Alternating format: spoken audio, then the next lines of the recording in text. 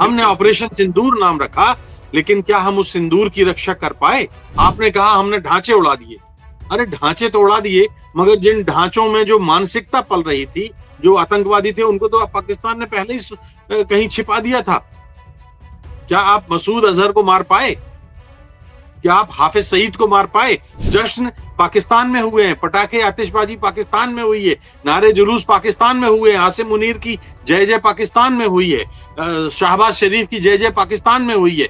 हमारे यहाँ खामोशी जैसे शमशान के मरघट का सन्नाटा हो, इस युद्ध विराम से वो स्थिति हो गई है, और वो स्थिति अब लोग बर्दाश्त नहीं करेंगे संजीव। इसमें अगर कोई जीता है तो वो डोनाल्ड ट्रंप हारे हैं, और अगर कोई हारा है तो भारत हारा है, और अगर दूसरे नंबर पर कोई इसका कोई विजेता है तो पाकिस्तान है। कि जैसे बहुत सारे इतने हमले, 32 हमलों की आपने जिक्र किया बीते 11 सालों में, नहीं मिले जवाब, तो ऐसे इसको भी भुला दिया जाए। पुलवामा भूल जाएं, पहलगाम भूल जाएं, उड़ी भूल जाएं, हम पठानकोट भूल जाएं, हम लाहौर संसद भूल जाएं, लाल किला भूल जाएं, अक्षरधाम भूल जाएं, सारे भूल जाएं, ये नहीं भूलेगा ये देश।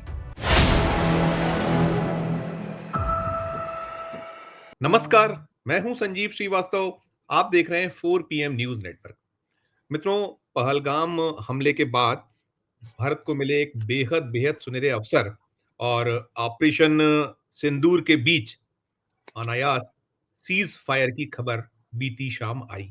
और सबसे ज्यादा हैरत की बात यह रही कि यूएस ने, अमेरिका ने ये स्पष्ट किया कि सीज फायर के लिए उसने जो प्रयास किए थे वो पूर्ण हो गए हैं, और दोनों देश, भारत और पाकिस्तान, राजी हो गए। और इसके बाद भारत ने देश को सूचना दी कि सीज फायर हम कर रहे हैं, सीज फायर हो गया है। फिर हमने ये भी देखा कि रात में कुछ पाकिस्तान जिस तरीके से एक फितरत उसकी है, जो हरकतें वो करता है, उसने फिर वो की। कई जगह जो ड्रोन हमले या जो फायरिंग की सूचना आई अलग अलग, जो हमारी सीमावर्ती इलाके हैं, अलग अलग जगहों से, फिर भारत ने रिएक्ट किया। और आखिर में आधी रात को पाकिस्तान के प्रधानमंत्री ने वहां एक वक्तव्य दिया, और फिर उसके बाद से अब तक शांति की स्थिति है। लेकिन कुल मिलाकर ये जो सीज फायर की सूचना है, इसने सबसे ज्यादा किसी को हैरान किया है तो वो सेना के जो पूर्व प्रमुख हैं, कई पूर्व प्रमुख, उन्होंने विस्मय जताया है। और कहीं ना कहीं उसमें ध्वनि ये है कि एक बहुत अच्छा अवसर था हमारे पास, और आखिर ये सब क्यों हुआ, और बहुत सारे सवाल इसे लेकर हो रहे हैं। अभी तो बहुत सारी समीक्षा होगी, बहुत सारी बातें होंगी, पूरी की पूरी जो 5 दिन का दौर रहा उससे जुड़ी भी बहुत सारी सूचना आनी है। इसके अलावा पहलगाम का जो आतंकवादी हमला था, जिसे लेकर विदेश सचिव मिस्टर मिस्री हैं, उन्होंने बताया था कि पहचान कर ली गई है उन आतंकवादियों के, उनके बारे में पुख्ता और प्रमाण मिल गए हैं, सूचनाएं मिल गई, तो वो अभी खुलासा होगा। इन सब के बीच अब देश में कहीं मांग यही है कि तत्काल एक तो सर्वदलीय बैठक हो और साथ में संसद का सत्र बुलाया जाए। तो जो तमाम स्थिति है, तमाम हालात हैं, इन सब पर चर्चा के लिए चलेंगे एक बहुत खास मेहमान के पास। सबसे पहले जोड़ता हूं उन्हें। हमारे साथ जुड़ गए हैं राजेश बादल साहब। राजेश जी, बहुत बहुत स्वागत है। राजेश बादल साहब के बारे में हमारे दर्शक विज्ञ हैं, 4.5 दशक से ज्यादा के अनुभव वाले और एक दीर्घ अनुभव रखने वाले बादल साहब। मैं राजेश जी शुरुआत यहीं से करूंगा, ज्यादा भूमिका ना मानते हुए, कि सीज फायर का जो ये फैसला हुआ, पहली प्रतिक्रिया आपकी क्या होगी, कैसे देखें, कैसे लें राजेश जी? देखिए, एक भारतीय होने के नाते मैं ये कह सकता हूं कि युद्ध विराम का जो ये फैसला हुआ है, वो किसी भी जागरूक और देशभक्त भारतीय के को पोसाया नहीं है। हर देशभक्त इससे चिंतित है, परेशान है। जब हमारे जबड़े के भीतर जीत थी और हम मतलब उस स्थिति में पहुंच गए थे, जबकि हम आतंक के संरक्षण देने वालों को हम घुटने टेका सकते थे, तब हमने उनको बराबरी के लेवल पे लाए। और पाकिस्तान में जितना जश्न हुआ है, इसका प्रमाण यही है कि आप देख लीजिए, भारत में उस तरह से जश्न नहीं हुआ है। मैं आपको कहता हूं और बार बार कहता हूं कि हालांकि जंग किसी मसले का समाधान नहीं है, जंग अपने आप में एक समस्या है, तो कोई जो समस्या हो वो समस्या हल नहीं हो सकती। लेकिन इस बार चूंकि पहलगाम में पहली बार पर्यटकों के साथ इतना हिंसा हुई थी, क्रूरता हुई थी, और जिस आधार पर, एक मजहबी आधार पर पाकिस्तान ने आतंक को जोड़ते हुए अपनी कमजोरी का फायदा उठाने के लिए, अपनी कमजोरी की स्थिति में इस्लामी मुल्कों को साथ लाने के लिए जो षड्यंत्र रचा था, वो हम नाकाम कर रहे थे। लेकिन अफसोस की बात है कि ऐसा हो नहीं पाया। हम दबाव में आ गए, जैसा कि हर बार होता है। हम करगिल में दबाव में आए थे, जबकि हम जीतने की स्थिति में थे, जीतने की हमारी लगभग स्थितियां थीं, तो हमने घुसपैठियों को रास्ता वापस दे दिया। हालांकि करगिल में तो मामला जंग का नहीं था। करगिल में तो ये था कि कुछ चोर हमारे घर में घुस आए थे द्रास में, कारगिल में, और हमने उनको भगा दिया, और उसके बाद उनको रास्ता भी दे दिया कि जाइए प्रभु जी, जाइए। अमेरिका के दबाव में ऑपरेशन, इससे पहले विश्वनाथ प्रताप सिंह के जमाने में, आपको याद होगा, अगर मुझे ठीक याद है तो, एक ब्रॉस्टेक्स अभ्यास हुआ था, ब्रॉस्टेक्स, और उसमें दोनों देशों की सेनाएं आमने सामने आ गई थी और लगता था कि अब युद्ध होने वाला है। अमेरिका ने दखल दिया, तब भी आतंक और उसके खिलाफ ये मामला हुआ था। हम उस कारगिल के बाद कुछ ऐसे अमेरिकी दबाव में आए, या क्या हुआ कि हमारी संसद, जो जो हमारे लोकतंत्र का सर्वोच्च प्रतीक है, उस पर हमला हुआ, हम कुछ न कर पाए। हम लाल किले पर हमला हुआ, हम कुछ न कर पाए। रघुनाथ मंदिर पर हमला हुआ, हम कुछ न कर पाए। जम्मू कश्मीर विधानसभा पे हमला हुआ, हम कुछ न कर पाए। अक्षरधाम पे हमला हुआ, हम कुछ न कर पाए। बंबई में सीरीज से ब्लास्ट हुए, हम कुछ न कर पाए। और लाहौर अटल बिहारी वाजपेयी जी बस लेके गए थे, हम कुछ नहीं कर पाए। तो ये हमारे चरित्र की एक स्थायी कमजोरी सी बनती जा रही थी कि हम कुछ नहीं करते। हमने एक पुलवामा में, या उसके पहले एक बार उड़ी में, तो जो कार्रवाई की, उस कार्रवाई से किसी भी भारतीय को संतोष नहीं हुआ था। पहलगाम ने इस पूरे देश को हिला दिया था, कश्मीर से कन्याकुमारी तक देश को एक कर दिया था। और जब हमें लग रहा था कि हमारी बहादुर सेनाएं जब आगे बढ़ रही हैं, आगे जा रही हैं, और हम इस बार पाकिस्तान को करारा सबक सिखाएंगे, क्योंकि हमारे माननीय प्रधानमंत्री जी यही ख्याल के हैं, इसी विचारधारा को उन्होंने देश भर के 140 करोड़ देशवासियों की रगों में इस विचार को दौड़ा दिया था कि इस बार आर या पार।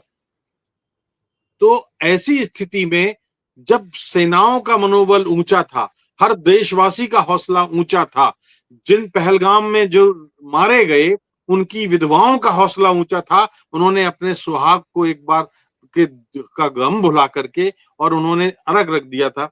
सवाल ये है संजीव कि अमेरिका के दबाव में हम क्यों आए, और क्या हमको वाकई मिला? मैं ये कहना चाहता हूं कि ये दो बिल्लियों की लड़ाई में बंदर ने फायदा उठाया है। अगर न भारत को मिला कुछ, पाकिस्तान को तो थोड़ा बहुत फिर भी मिला है, तो जो मिला है वो डोनाल्ड ट्रंप को मिला है। बिल्कुल, डोनाल्ड बिल्कुल। ट्रंप को क्यों मिला है? क्योंकि डोनाल्ड ट्रंप दोबारा अपनी गद्दी पर आने के बाद अपने सर्वाधिक लोकप्रियता के निम्नतम शिखर पर, निम्नतम बिंदु पर आ गए थे, और अमेरिका में ही उनके खिलाफ कई प्रदेशों में प्रदर्शन हुए थे। उनकी थू-थू होने लगी थी। उनके लिए अपना एक बार से एक छवि गढ़ना जरूरी हो गया था। क्यों जरूरी हो गया था? उन्होंने कहा था चुनाव प्रचार में कि 24 घंटे में रूस और यूक्रेन का युद्ध विराम करा दूंगा। उन्होंने एक ऊटपटांग बयान दिया कि कनाडा को हम 51वां राज्य बनाएंगे और वहां के प्रधानमंत्री को अपना गवर्नर बनाएंगे। इसका विरोध करते हुए मार्क कार्नी जो है कनाडा के प्राइम मिनिस्टर बन गए। किरकिरी किसकी हुई? डोनाल्ड ट्रंप की। रूस यूक्रेन युद्ध में संधि नहीं करा पाने, युद्ध नहीं रोक पाने में किरकिरी किसकी हुई? डोनाल्ड ट्रंप की। फिर उन्होंने कहा कि हम, अमेरिका की बेवकूफी थी जो 25 बरस पहले हमने जो है पनामा को दे दिया और अब चीन का उस पर कब्जा हो गया। तो किरकिरी किसकी हुई? डोनाल्ड ट्रंप की, क्योंकि पनामा के राष्ट्रपति ने कह दिया कि श्रीमान, पनामा आपको वापस नहीं मिलने वाला है।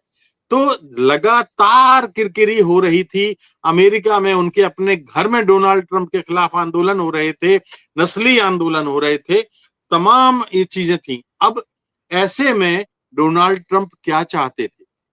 डोनाल्ड ट्रंप ये चाहते थे कि चीन पर उनका बस नहीं, वेस्ट को उन्होंने नाराज कर लिया। यूरोपीय यूनियन में जितने उनके देश थे, उनमें से कई देश उनके साथ से छिटक गए, जो पिछलग्गू हुआ करते थे उनके पिछले कार्यकाल तक। अब वो चाहते थे कि दक्षिण एशिया में उनका रौब या प्रभुत्व बढ़े। तो इस युद्ध विराम से आप देखिए कि अमेरिका की अगर टाइमलाइन आप देखें, अब डोनाल्ड ट्रंप अफगानिस्तान में फिर अमेरिका की उपस्थिति चाहते हैं और ऐसा वो व्यक्त कर चुके हैं, और तालिबान को सबक सिखाकर वो फिर से अफगानिस्तान को अपने कब्जे में चाहते हैं, ताकि दक्षिण एशिया में चीन और रूस को संतुलित करने के लिए अफगानिस्तान में अपने अड्डे बना सकें। एक कारण था। दूसरा कारण यह था कि अफगानिस्तान में अड्डा बनाना है तो उनको भारत का पक्ष नहीं लेना था, उनको पाकिस्तान का पक्ष लेना था। उन्होंने पाकिस्तान का पक्ष लिया। ठीक समझ में आए ना आप? फिर बिल्कुल। पाकिस्तान तो बैठा ही है उधार, आओ जी हमको मारो भी, हमको मदद भी करो और हमारे ऊपर राज भी करो। तो अफगानिस्तान हो गया। भारत उनके लिए एक उन्मुक्त बाजार चाहिए जो उनकी आर्थिक स्थिति ठीक करता रहे, तो हम उसमें झुक गए। हमने टैरिफ में उनकी शर्तें मान ली। हमने बांग्लादेश ने, आपको देखिए कि बांग्लादेश में सेंट मार्टिन द्वीप जब चाहता है अमेरिका, और शेख हसीना की सरकार इसलिए गिरी थी कि शेख हसीना ने कहा था कि अमेरिका जो है हमारी सरकार गिराई है अमेरिका ने, क्योंकि मैंने वो द्वीप नहीं दिया। आपको याद होगा इमरान खान जो जेल में है, इमरान खान ने भी कहा था कि मेरी सरकार अमेरिका ने गिराई है। क्यों? क्योंकि दक्षिण एशिया में अमेरिका का प्रभुत्व उस तरह से, रौब उस तरह से गालिब नहीं था। तो डोनाल्ड ट्रंप ने एक तीर से कई निशाने किए हैं। अपने घर में अपनी किरकिरी जो हो रही थी उसकी छवि को दूर करने का प्रयास किया है। रूस यूक्रेन के मोर्चे पर जो बड़बोलापन कराया था, ये संधि करा करके प्रयास किया है। अब आप आइए कि अंदर की कहानी क्या है, जो भारत का मीडिया नहीं समझ रहा है। अंदर की कहानी क्या है? आप देख रहे थे कि 48 घंटों युद्ध विराम के 48 घंटे पहले से जो बात चल रही थी, सऊदी अरब के विदेश मंत्री यहां जा रहे हैं, उधर जा रहे हैं, अमेरिकी उपराष्ट्रपति बार बार बयान दे रहे हैं, अमेरिकी विदेश मंत्री हमारे विदेश मंत्री से बात कर रहे हैं। इसका मतलब हम सब जान रहे थे कि कुछ ना कुछ चल रहा है। बिना लिए दिए कोई चीजें आजकल होती नहीं है संजीव।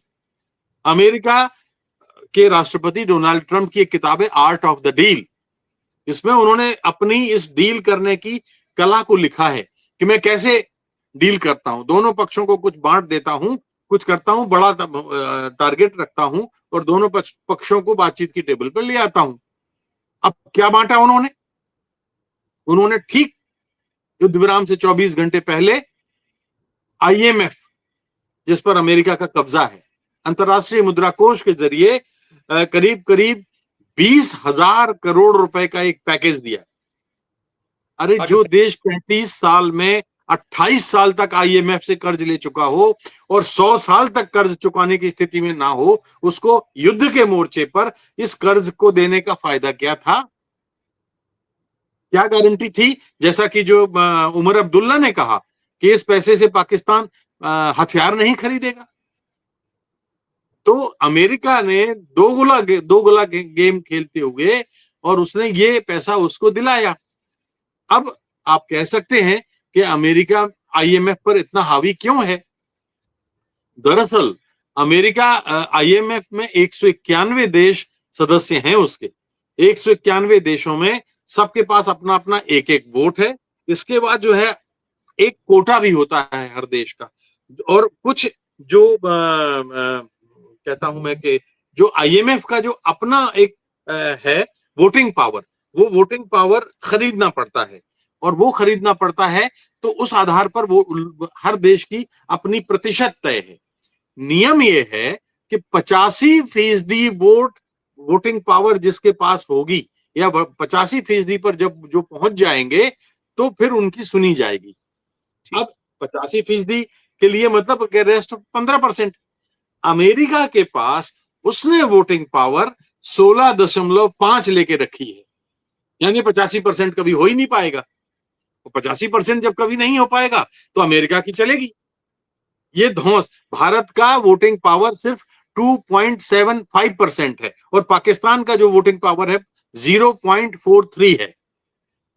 तो इस तरह से जिस संस्था पर उसका कब्जा था, आईएमएफ के जरिए पाकिस्तान से कहा कि तुमको पैसा चाहिए, तुम भिखारी हो, तुम भूखों मर रहे हो, लो पैसा लो। 8,500 करोड़ का तो तत्काल जारी भी कर दिया। और भारत से क्या कहा, आप तो सम्मान के पीछे मरते हो, तो आपने जो है जब युद्धों में संधि सस्पेंड नहीं की तो विश्व बैंक में भी अमेरिका का दखल है। वर्ल्ड बैंक ने कह दिया कि भैया हम भारत की जो जो जो, जो सिंधु जल संधि है वो जो रोकी है वो हम उसमें दखल नहीं देंगे। यानी तुमको भी कुछ दे दिया टुकड़ा, तुमको भी कुछ टुकड़ा दे दिया, तो ये टुकड़ा जो है, जो दो बिल्लियों की कहानी में हम सुनते थे कि टुकड़े बांटते लेते लेते बंदर खुद खा गया, यहाँ बंदर ने टुकड़े बांट दिए। 2 बंदरों की लड़ाई में बिल्ली का फायदा, बिल्ली का फायदा हुआ। इसमें अगर कोई जीता है तो वो डोनाल्ड ट्रंप हारे हैं, और अगर कोई हारा है तो भारत हारा है, और अगर दूसरे नंबर पर कोई इसका कोई विजेता है तो पाकिस्तान है। जश्न पाकिस्तान में हुए हैं, पटाखे आतिशबाजी पाकिस्तान में हुई है, नारे जुलूस पाकिस्तान में हुए हैं, आसिम मुनीर की जय जय पाकिस्तान में हुई है, शहबाज शरीफ की जय जय पाकिस्तान में हुई है। हमारे यहाँ खामोशी जैसे शमशान के मरघट का सन्नाटा हो, इस युद्ध विराम से वो स्थिति हो गई है, और वो स्थिति अब लोग बर्दाश्त नहीं करेंगे संजीव, क्योंकि आपने इस हद तक उन्माद की स्थिति बना दी थी। मैं बार बार कहता हूं कि जंग किसी मसले का समाधान नहीं है, जंग अपने आप में समस्या है, जंग से समस्या हल नहीं होती है। लेकिन हमने भी इस देश के 140 करोड़ एक एक आदमी ने यह स्वीकार कर लिया था कि पहलगाम में इस बार जो हुआ है अब हम इसका बदला लेके रहेंगे, और इस बार निर्णायक स्थिति होगी, और इसके लिए हमारी केंद्र सरकार और उन्हें, मैं आप देख लीजिए फुटेज उठा के कि जो बैठक हो रही है उसमें हमारे सेना अध्यक्षों के चेहरे कैसे हैं। मजबूरी में स्वीकार किया गया है संधि विराम, युद्ध विराम, और इसका नतीजा भुगतना पड़ेगा हमें आगे। क्योंकि देखिएगा, करगिल के बाद युद्ध विराम टूटा, उससे पहले 71 के बाद युद्ध विराम टूटा, उससे पहले जितने बार भी युद्ध विराम हुआ टूटा, और हर बार पाकिस्तान ने तोड़ा। इसके बाद जितने भी, पुलवामा के बाद युद्ध विराम टूटा, इसके बाद युद्ध विराम टूटा, पहलगाम के बाद अभी जो टूटा है वो भी पाकिस्तान ने किया है, हमने तो नहीं तोड़ा। तो हम एक ऐसे मोड़ पर खड़े हैं जहां हमें एक बार राष्ट्रीय हित को ध्यान में रखते हुए सोचना पड़ेगा कि वास्तव में हमने पाया क्या। हमने ऑपरेशन सिंदूर नाम रखा, लेकिन क्या हम उस सिंदूर की रक्षा कर पाए? आपने कहा हमने ढांचे उड़ा दिए, अरे ढांचे तो उड़ा दिए, मगर जिन ढांचों में जो मानसिकता पल रही थी, जो आतंकवादी थे, उनको तो पाकिस्तान ने पहले ही कहीं छिपा दिया था। क्या आप मसूद अजहर को मार पाए? क्या आप हाफिज सईद को मार पाए? अमेरिका में बैठे इतने हजारों किलोमीटर दूर उनकी फौज ने ओसामा बिन लादेन को मारा था कि नहीं मारा था? आप तो बगल में रहते हुए 50 किलोमीटर 100 किलोमीटर पर जो जहां उनके वो लोग थे 200 किलोमीटर 250 किलोमीटर पे थे, वो नहीं मार पाए। ये एक गुस्सा इस देश में है, और इसका हमें बड़ी जल्दी भरपाई करनी पड़ेगी, अन्यथा इस युद्ध विराम का कोई मतलब नहीं है संजीव। नहीं, बिल्कुल बिल्कुल राइट सर, आपने बहुत सारी चीजें बताई, लेकिन वही सवाल है जैसे हम पढ़ रहे थे, जनरल वीपी मलिक का एक एक्स हमने देखा, उन्होंने लिखा है और वही सवाल उठाया है कि मतलब सबसे बड़ा सवाल ये कि मिला क्या हमें, क्या भारत लाभ हासिल कर सका। ऐसे ही हमने जनरल मनोज नरवणे जी को सुना, उन्होंने कहा तीसरी बार ऐसा होगा जो आप चीजें करें। तो क्या आप एक चीज तो कह रहे हैं कि ठीक है कि आपको वो टुकड़ा डाल दिया गया, वो संधि को कंटिन्यू कर दिया गया, लेकिन और जब हमने देखा था कि यूक्रेन के जो चीफ थे, प्रमुख थे, कैसे उन्होंने दो दो हाथ कर लिए थे, बिना खाना खाए वो निकल आए थे, उन्होंने कह दिया था डोनाल्ड ट्रंप से, भिड़ गए थे सीधे सीधे। तो यहां जो है, जब हम विश्व गुरु और तमाम बातें करते हैं, तो मजबूरी क्या नजर आई, क्या दिखा आपको? देखिए, आपने वीपी मलिक का जिक्र किया है। वीपी मलिक ने करगिल के बाद अपनी एक कहानी लिखी है सारी, एक बड़ी शानदार किताब है, बड़ी चर्चित किताब है, और पूरी प्रामाणिक और तथ्यात्मक किताब है। वीपी मलिक उसमें लिखते हैं कि उस वक्त अटल बिहारी वाजपेयी की सरकार थी, अटल बिहारी वाजपेयी प्राइम मिनिस्टर थे, और जब करगिल समाप्त हो गया तो अटल बिहारी वाजपेयी ने तीनों सेनाध्यक्षों से निवेदन किया कि आप आइए संसद के सेंट्रल हॉल में, हम जो है हमारे सांसदों को आप बताइए कि करगिल आपने कैसे जीता। तीनों सेनाध्यक्षों ने कहा कि हमारे देश के सांसद हैं, सेना पूरे देश की है, सारे देश के सांसदों की है, सारे देश की संसद की है और सारे नागरिकों की है। तीनों सेनाध्यक्ष तैयार हो गए, लेकिन सेना के अपने इंटेलिजेंस ने कहा, बताया, उनको खबर मिली कि भाई सेंट्रल हॉल में तो सिर्फ बीजेपी और उनके सहयोगी दलों के सांसदों को बुलाया गया है। वो सेंट्रल हॉल में जाएंगे, झंडे लेकर जाएंगे और अपने मतलब सरकार की वाहवाही करेंगे। देखिए किस तरह से सियासत हुई। और वीपी मलिक ने फिर उसको मना कर दिया, साफ मना कर दिया कि आई नॉट गो, मैं नहीं जाऊंगा।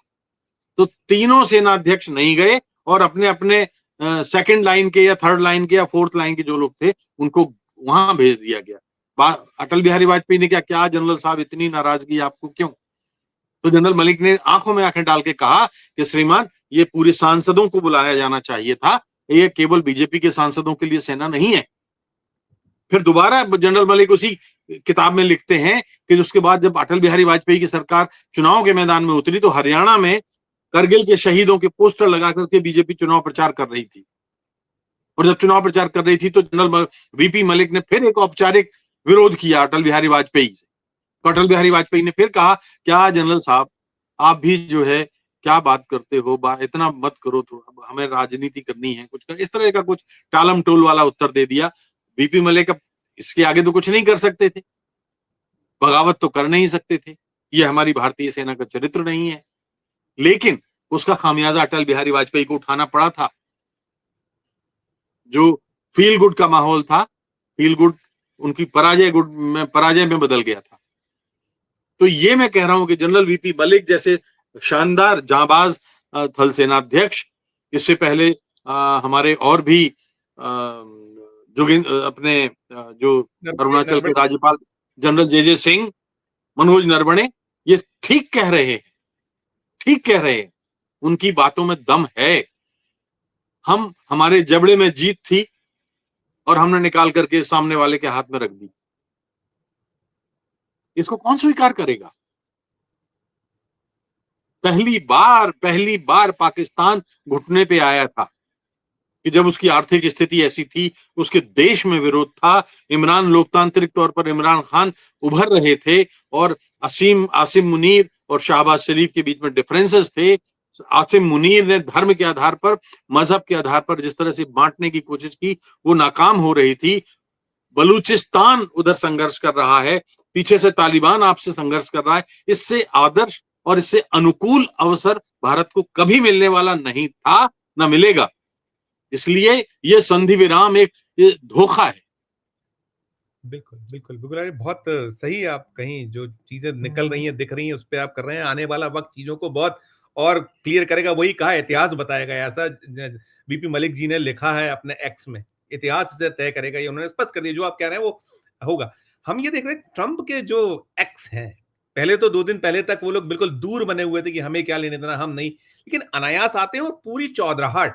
आज भी उनका एक एक्स आया, उस एक्स में वो कह रहे हैं कि सीज फायर एक बार फिर जो है वो उसको लेकर उन्होंने जो कहा है कि ये दोनों नेताओं की तारीफ कर रहे हैं, वो दोनों को समकक्ष खड़ा कर रहे हैं। तो मोदी और पाकिस्तान के प्रधानमंत्री बराबर हैं, वहां की सेना को भी वो कहीं महिमा मंडित कर रहे हैं। वो कह रहे हैं कि नहीं तो लाखों लोग मारे जाते। इस तरीके के जो एक्ट है, एटीट्यूड है ट्रंप का, इस पर एक प्रतिक्रिया। ये देखिए, हमारे लिए शर्म की बात है, हमारे लिए चुल्लू भर पानी में डूब मरने की बात है कि भारत और पाकिस्तान के शहबाज शरीफ को या भारत के प्रधानमंत्री और पाकिस्तान के प्राइम मिनिस्टर को जो है एक मंच पर खड़ा किया जाए। पाकिस्तान में लोकतंत्र है कहां? वहां पाकिस्तान एक ऐसा मुल्क है जहां सेना अपने लिए एक देश की, एक नकली देश को बना के रखी हुई है। शहबाज शरीफ हो, इमरान खान हो, बेनजीर भुट्टो हो, जुल्फिकार अली भुट्टो हो, नवाज शरीफ हो, जितने भी प्राइम मिनिस्टर हैं, आप सब देखिए आर्मी के पैदा किए हुए हैं। जिस देश में सेना की फसल से, सेना की कोख से प्रधानमंत्री पैदा होते हो, वहां हमारे यहाँ लोकतंत्र चुनाव के जरिए प्रधानमंत्री पैदा होते हैं। कैसे एक मंच पर हो सकते हैं? और दूसरी बात मैं बताऊं, भारत ने कभी नहीं कहा कि हम परमाणु बम का इस्तेमाल करेंगे। 1945 में हिरोशिमा और नागासाकी पर हमले के बाद सारी दुनिया ने परमाणु के विनाशकारी स्वरूप को देख लिया है, और आज जो देश परमाणु बम की बात करेगा वो इस दुनिया के से अलग कहीं दूर एक निर्जन बियाबान में चला जाएगा, जहां कोई उसको पानी के लिए नहीं पूछेगा। और ये पाकिस्तान एक ऐसा मुल्क है जो बार बार परमाणु बम की धमकी देता है। हमारे पास 130 परमाणु बम है। अरे भाई, तभी तो हमारे प्राइम मिनिस्टर ने कहा कि 100 हमने कोई परमाणु बम दिवाली की आतिशबाजी के लिए नहीं रखे हुए हैं। लेकिन मैं ये कह रहा हूं कि हम एक मंच, एक प्लेटफॉर्म पे खड़े नहीं हो सकते। एक देश वो है, नकली देश है, जो सेना के द्वारा संचालित है, वो कहता है कि हमारे पास परमाणु बम है। एक बार नहीं, दो बार नहीं, तीन बार नहीं, परमाणु बम के होने का भय वो अपने देश पर दिखाए। हम क्यों भय में आए? हम भय में आ गए लगता है, या ट्रंप को उसने दिखाया। तो ट्रंप को तो सोचने की बात है कि जो एक ऐसा शरारती देश है, बदमाश देश है, जो उन्माद पैदा करता है परमाणु बम का और युद्ध का, उसके बराबर भारत को रख रहे हैं। कैसे रख सकते हैं? और सुनिए, एक बार नहीं, दो बार नहीं, तीन बार नहीं, पिछले 25 वर्षों में पाकिस्तान ने छाती ठोक के कहा है कि हां, हम आतंकवादी बनाते हैं। ख्वाजा आसिफ ने अभी बरतानवी अखबार के साथ, इसका स्काई न्यूज था शायद, अगर मुझे ठीक याद है तो, स्काई न्यूज में कहा कि हम आतंकवादी, हमसे गलत, हम 30 साल से डर्टी गेम खेल रहे हैं या क्या कर रहे हैं, ऐसा कुछ कहा। डर्टी शब्द का इस्तेमाल किया था, और कि हम आतंकवादियों की फसल पाल पोस रहे हैं। शहबाज शरीफ कह चुके हैं, उनके भाई नवाज शरीफ कह चुके हैं, उनके उससे पहले जनरल परवेज मुशर्रफ कह चुके हैं, दो तीन तीन बार टेलीविजन इंटरव्यू में, कि हाँ, हमने आतंकवादियों को ट्रेनिंग कैंप दिया, हमने उनके संरक्षण दिया, हमने उनके हथियार दिए, हमने उनको हथियार चलाना सिखाया। ये जनरल परवेज मुशर्रफ ने कहा है। इमरान खान ने कहा है। जुलाई 2019 में वॉशिंगटन में अमेरिका के रक्षा शांति प्रतिष्ठान में इमरान खान ने इस बात को मंजूर किया और अफसोस किया था कि हाँ, हमारे देश ने आतंकवादियों को पाला पोसा है, हम इसका खामियाजा उठा रहे हैं। अब ये देश इस स्थिति में नहीं है कि और आतंकवादियों को पाल पोस सके। चूंकि इमरान ने एक सच्चाई भांप ली थी, इसलिए उसकी सरकार गिरा दी गई। आसिम मुनीर उस वक्त आईएसआई के चीफ थे, और उनको आईएसआई के चीफ से हटा करके, और इमरान खान उसके विरोध में थे। तो पाकिस्तान के अंदर ही आंतरिक राजनीति आपको समझना पड़ेगी। अमेरिका आपको जिस तरह से यूज कर रहा है, ये ठीक नहीं है, और जो नहीं समझ रहे हैं वो पछताएंगे, रिग्रेट करेंगे, और क्या हमारे, सबसे बड़ी बात, हमारे सेना का मनोबल गिरेगा।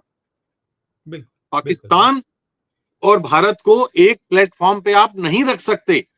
सबसे बड़ी बात, बलूचिस्तान की आजादी के आंदोलन को धक्का लगेगा। सबसे बड़ी बात, तालिबान के उस व्यवहार को धक्का लगेगा। हालांकि हम तालिबान से संबंध नहीं है, हमने तालिबान को मान्यता नहीं दी है, हमने बलूचिस्तान के युद्ध में खुला समर्थन नहीं दिया है, लेकिन ये एक आदर्श अवसर था संजीव, जब हम चारों सीमाओं पर पाकिस्तान को घेर सकते थे। हमने ऐसा नहीं किया, अफसोस की बात। बिल्कुल राय सर, एक चीज और भी है। देखिए, 22 अप्रैल को पहलगाम आतंकवादी हमला हुआ। 22 अप्रैल से आज हम खड़े हैं, 11 मई हो चुकी है। बहुत सारे ऐसी चीजें हुई हैं, हमने ये पाया है, मतलब आप 11 दिन ये हो गए और 9 दिन वो, तो 20 दिन के लगभग हो रहा है। हमारे प्रधानमंत्री जी देश के सामने नहीं आए, जो बहुत आते थे, बार बार आते थे।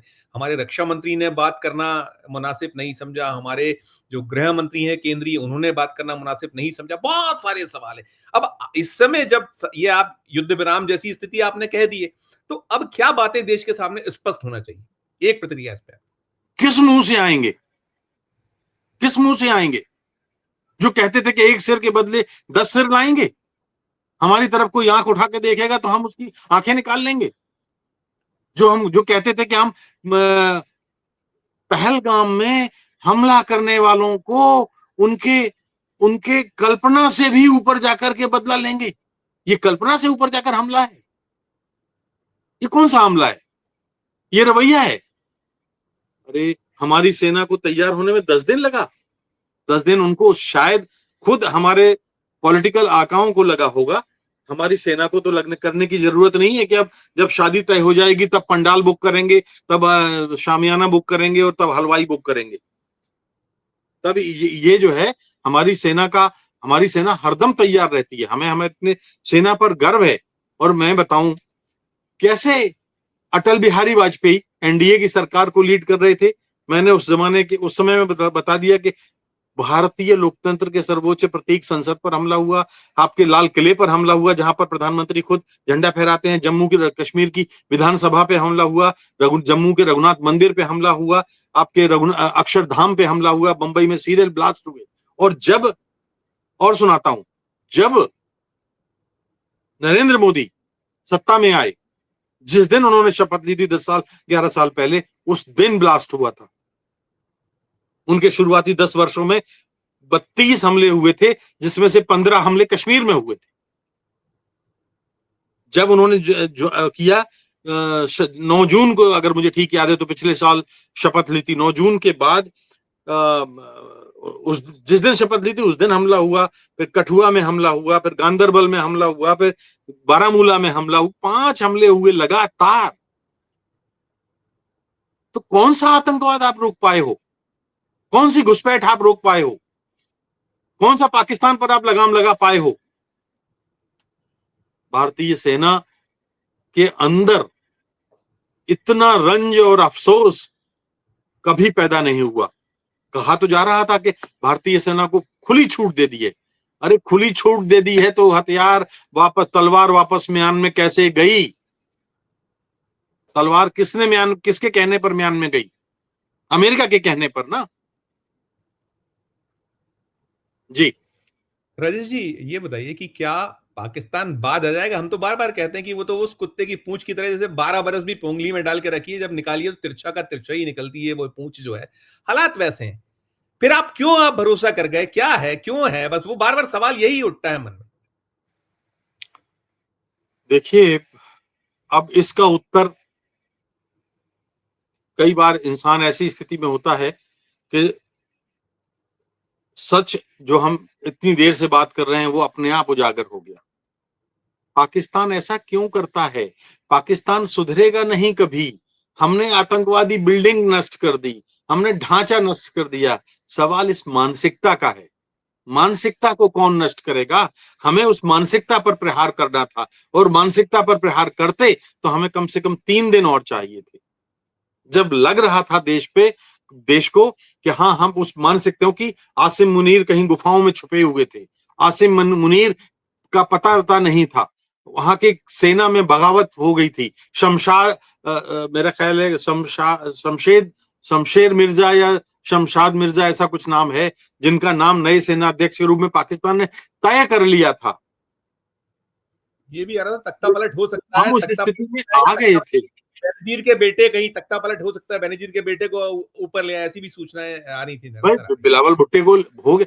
तो मैं ये कह रहा था कि जब हम पहुंचे वहां पे, आज किसी अखबार ने लिखा है कि कश्ती डूबी, इसका गम न था, गम इस बात का है कि कश्ती जहां डूबी वहां पानी कम था। बहुत कम। तो ये बात है। मिट गया जब मिटने वाला, फिर सलाम आया तो क्या? पहलगाम के लोग चले गए, फिर आप उद्दिवराम कर रहे हो, क्या मतलब है? दिल की बर्बादी के बाद उनका सलाम आया तो क्या? अरे आप बात कर रहे थे कि हम पेशावर तक नहीं छोड़ेंगे, आप कह रहे थे कि हम रावलपिंडी को नहीं छोड़ेंगे, आप कह रहे थे, अरे सारे एयरबेस आपने उड़ा दिए। अब भारतीय सेना की बहादुरी, वीरता, पराक्रम, शौर्य पर कोई शंका नहीं करता, सैल्यूट है। लेकिन उनके हाथ और मुट्ठी मत बांधो भाई। जब आप खुली छूट देते हो तो खुली छूट देना भी जानो। बोलने से खुली छूट नहीं मिलती, खुली छूट दी जाती है। जैसे कि इंदिरा गांधी ने जनरल मानेकशॉ को दी थी, और जनरल मानेकशॉ ने इसका परिणाम देके दिखाया था। ऐसे जनरल फौजी हमारे पास हैं जो आज भी परिणाम दे सकते हैं। जनरल बीपी मलिक जैसे सेनाध्यक्ष हमारे बीच हैं। तो क्या कहा जाए, इसका उत्तर क्या दिया जाए कि पाकिस्तान कैसे सुधरेगा? पाकिस्तान सिर्फ एक भाषा जानता है, क्योंकि वहां फौज रूल कर रही है। तो फौज सिर्फ हथियारों की भाषा जानती है, हिंसा की भाषा जानती है, क्रूरता की भाषा जानती है। लोकतंत्र की भाषा नहीं जानती, बुद्ध की भाषा नहीं जानती, शांति की भाषा नहीं जानती, मर्यादा की भाषा नहीं जानती। भैंस के आगे बीन बजाओ, भैंस खड़ी पगुराए। क्या मतलब है इस बात का? बिल्कुल। मैं आखिरी सवाल यही करूँगा राजेश भाई। एक तो उठ रही है कि सर्वदलीय बैठक बुलाई जाए, संसद का सत्र बुलाया जाए, 2 बातें ये हैं। और थर्ड वन, जितनी हमने बातें की, आपकी बातों से निकलता है या हम पाते हैं कि जैसे बहुत सारे इतने हमले, 32 हमलों की आपने ज़िक्र किया बीते 11 सालों में, नहीं मिले जवाब। तो ऐसे ही इसको भी भुला दिया जाएगा और साथ-साथ फिर वही जो राजनीति होती है, अभी बिहार का चुनाव, बिहार के अगले साल चुनाव, उसमें भरपूर इसका उपयोग किया जाएगा। सारा मिला के एक सम अप मैं चाहूँगा। देखिए, मैं मुझे शर्म आएगी कि अगर इसका कोई सियासी फायदा या सियासत से जोड़ा जाए या चुनाव इंतखाबात से इसकी तुलना की जाए। बिल्कुल नहीं। ये सिर्फ और सिर्फ देश हित की बात है। पाकिस्तान नहीं मानेगा। आप मान के चलिए, पाकिस्तान 6 महीने, अब चूंकि 8,500 रुपया भारत में, यानी पाकिस्तान का लगभग 13,000 करोड़ रुपया उनको मिल गया है। बाकी 11,500 करोड़ यानी पाकिस्तान की 16-17 हजार करोड़ रुपए अभी उनको और मिल जाएंगे 28 किस्तों में। तो वो तो फिर सांप बिल में से फिर निकलेगा। आप किसी बहते हुए सांप, वो कहानी मालूम है ना आपको, सांप और साधु की। एक सांप बहते हुए जा रहा था, साधु ने उसको बचाया और उठा लिया और उसको पानी से निकाल दिया। उसने साधु के हाथ में काट लिया, साधु ने फिर उसको फेंक दिया। फिर साधु वो सांप बहने लगा, बोला बचाओ बचाओ, फिर उसने निकाला, फिर उसने साधु को दूसरे हाथ में काट लिया। तो ये फर्क होता है चरित्र का। ये चरित्र है पाकिस्तान का। वो बिना हथियार के, बिना हिंसा के, बिना टेरर के, बिना क्रूरता के, बिना मजहबी उन्माद के रह ही नहीं सकता। आपको मुकाबला करना है, और मुकाबला आप कैसे करेंगे, ये मुझे लगता है कि अभी ज्यादा दिन इंतजार नहीं करना पड़ेगा संजीव। कुछ दिन बाद फिर पाकिस्तान आपको मौका देगा। लेकिन कितने बार अमेरिका के गिड़गिड़ाओगे आप दरवाजे पे जाके? बंदर तो रोटी लेके भाग गया, बंदर ने टुकड़े डाल दिए, बंदर ने अपनी इमेज अच्छी बना ली। आज आपने देखा होगा, पुतिन ने कहा है कि हम और यूक्रेन आपस में बात करके युद्ध विराम कर लेंगे, आप श्रीमान दूर रहिए। हमारे मित्रों को झटका लगा है इस बात से। बहुत बहुत ये एक अफसोस हुआ है इस देश को। ये युद्ध विराम, ये ठीक है कि कुछ हिंसा, कुछ खून खराबा रुक जाएगा, लेकिन इस बार तो हम तैयार थे अपना बलिदान करने के लिए। एक हाई कोर्ट के एक जस्टिस ने कहा कि मैं बॉर्डर पे जाना चाहता हूं। बताइए, इससे बात और अधिक क्या हो सकती है? पूरा मानस बना हुआ था, तैयार था, बना पूरा हुआ था। देश बार बार सपोर्ट नहीं करता आपको, काठ की हांडी एक बार चढ़ती है। बिल्कुल बिल्कुल। ये देश सदमे में है। सवालों के जवाब मिल पाएंगे। जैसा मैंने कहा, जैसे बहुत सारे सवाल अनुत्तरित हैं, नहीं पता चलता कि 600 किलो आरडीएक्स कहां से आया था, या और चीजें ऐसी हैं। यहाँ भी ये कुछ दिन में भुला दिया जाएगा। देश वैसे भी उसकी जो हमारा जो एक मस्तिष्क पटल है, उसमें उसको धीरे धीरे वो उतरते चले जाता है हमारे उससे। जैन संजीव, ये आघात ऐसा लगा है कि ये मस्तिष्क से नहीं निकलेगा। जो आपके लैपटॉप में, जो सॉफ्टवेयर में, जो हार्ड ड्राइव में जो चीजें चली जाती हैं, वो आसानी से डिलीट नहीं होती। हार्ड ड्राइव अगर क्रैश कर जाए तो उसको उसको क्या कहते हैं, उसको वापस रिट्रीव करना आसान नहीं होता। तो ये चीजें हमारे हार्ड ड्राइव में, दिमाग के हार्ड ड्राइव में है। सॉफ्ट ड्राइव में होते तो शायद डिलीट भी हो जाती, तो जैसे कि अब तक होती रही हैं। ये घटना मुझे लगता है, बार बार हम कह रहे थे कि 71 के बाद 54 साल में पहली बार ऐसी नौबत आई है, तो ये हमारे हार्ड ड्राइव में है। 71 की घटना, हमने जो जीत हासिल की वो हमारे हार्ड ड्राइव में है। हमने जो पाकिस्तान को सबक सिखाया था 1971 में, वो हमारे हार्ड ड्राइव में है। ये सॉफ्ट ड्राइव के हैं, बीच के पुलवामा भूल जाएं, पहलगाम भूल जाएं, उड़ी भूल जाएं, हम पठानकोट भूल जाएं, हम लाहौर संसद भूल जाएं, लाल किला भूल जाएं, अक्षरधाम भूल जाएं, सारे भूल जाएं। ये नहीं भूलेगा ये देश। जी, बहुत अच्छी आपने एक पूरा समीक्षात्मक जो एक वो था, आपने कंप्लीटली उसको स्पष्ट कर दिया कि समझ ही नहीं आया कि ऐसी क्या मजबूरी थी। हम नहीं कह रहे थे, हम युद्ध के सभी लोग खिलाफ थे, लेकिन जो आप ऑपरेशन सिंदूर चला रहे थे या जिस तरीके से आपको अवसर थे, तो ऐसे में शायद हम, मुझे लगता है जो आप कह रहे हैं उसमें ये भी सार है कि कुछ जल्दबाजी कर गए या जो अमेरिका के दबाव में आ गए, इस तरीके का जो आपका है। निश्चित तौर पर जो बहुत सारे सवाल हैं, इनके जवाब अब आने वाले वक्त में निकलेंगे, साफ होंगे कि पीछे आखिर निहितार्थ थे क्या। एक अच्छी और शानदार जो आपने चर्चा की हमारे साथ और हमारे दर्शकों को समझाया, आपका बहुत बहुत शुक्रिया, बहुत बहुत आभार राजेश बादल साहब। धन्यवाद संजीव। तो ये थे राजेश बादल साहब जो स्पष्ट कर रहे थे ये जो सीज फायर है के निहितार्थ उन्होंने समझाया, और कई चीजें जो बहुत सारे प्रश्न हैं जनरल वीपी मलिक साहब से लेकर तमाम जो सेना के पूर्व अध्यक्ष उठा रहे हैं, नहीं समझ पा रहा है देश, तो देखिए इसमें और आगे चीजें हैं, निकलती चली जाएंगी। और कहीं ना कहीं सवाल तो ये खड़ा हुआ ही है कि आखिर इतनी जल्दबाजी या अमेरिका के दबाव में हम आ क्यों गए। इस चर्चा में इतना ही। हम फिर किसी नए विषय, किसी नए मुद्दे के साथ ऐसी चर्चा लेकर आप तक हाजिर होते रहेंगे। हमारा अनुरोध जो अंत में होता है, आपकी अपनी क्या राय है इस सीज फायर पर, हमारे इस वीडियो के कमेंट बॉक्स में जाकर जरूर प्रकट कीजिएगा। और हमारी चर्चा अच्छी लगे तो चैनल को लाइक कीजिएगा, सब्सक्राइब कीजिएगा, ज्वाइन का बटन दबाइएगा तो और हमारी हौसला अफजाई होगी। प्यार और स्नेह बनाए रखिए और देखते रहिए 4 PM न्यूज नेटवर्क। धन्यवाद, नमस्कार।